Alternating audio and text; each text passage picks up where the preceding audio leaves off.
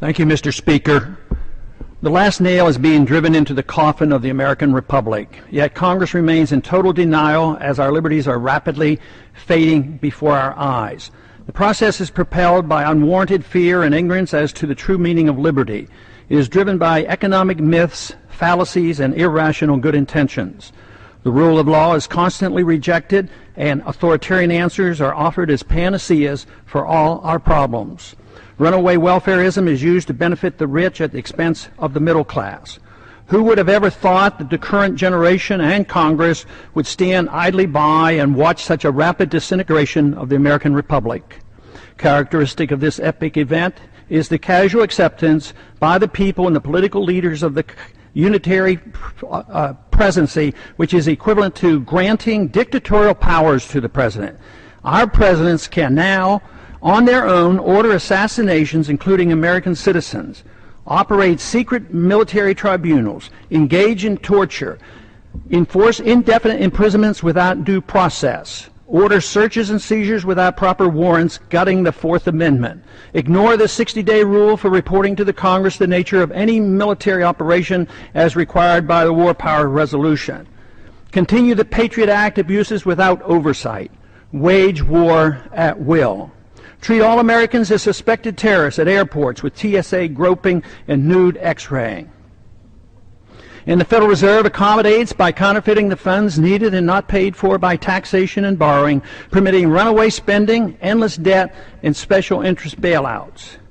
And all of this is not enough. The abuses and usurpations of the war power are soon to be codified in the National Defense Authorization Act, now rapidly moving its way through Congress.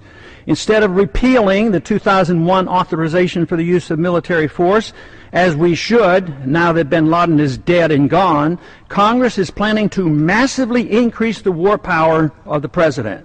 Though an opportunity presents itself to end the wars in Iraq, Afghanistan, and Pakistan, Congress, with bipartisan support, obsesses on how to expand the unconstitutional war power of the president he already holds.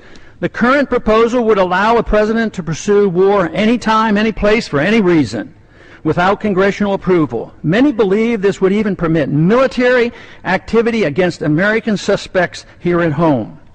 The proposed authority does not reference the 9/11 attacks. It would be expanded to include the Taliban and associated forces, a dangerously vague and expansive definition of our potential enemies.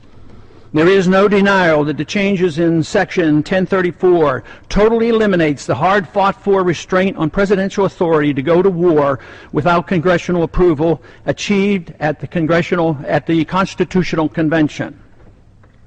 Congress's war authority has been severely undermined since World War II, beginning with the advent of the Korean War, which was fought solely under a UN resolution. Even today, we're waging war in Libya without even consulting with the Congress, similar to how we went to war in Bosnia in the 1990s under President Clinton. The three major reasons for our constitutional conventions were to guarantee free trade and travel among the states, make gold and silver legal tender, and abolish paper money, and strictly limit the executive branch's authority to pursue war without congressional approval. But today, Federal Reserve notes are legal tender, gold and silver are illegal. The Interstate Commerce Clause is used to regulate all commerce at the expense of the free trade among the states.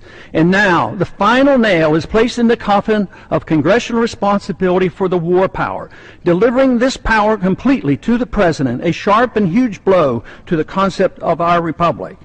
In my view, it appears that the fate of the American Republic is now sealed, unless these recent trends are quickly reversed. The saddest part of this tragedy is that all these horrible changes are being done in the name of patriotism and protecting freedom. They are justified by good intentions while believing the sacrifice of liberty is required for our safety. Nothing could be further from the truth. More sadly is the conviction that our enemies are driven to attack us for our freedoms and prosperity, and not because of our deeply flawed foreign policy that has generated justifiable grievances and has inspired the radical violence against us. Without this understanding, our endless, unnamed, and undeclared wars will continue, and our wonderful experiment with liberty will end. And I yield back the balance of my time.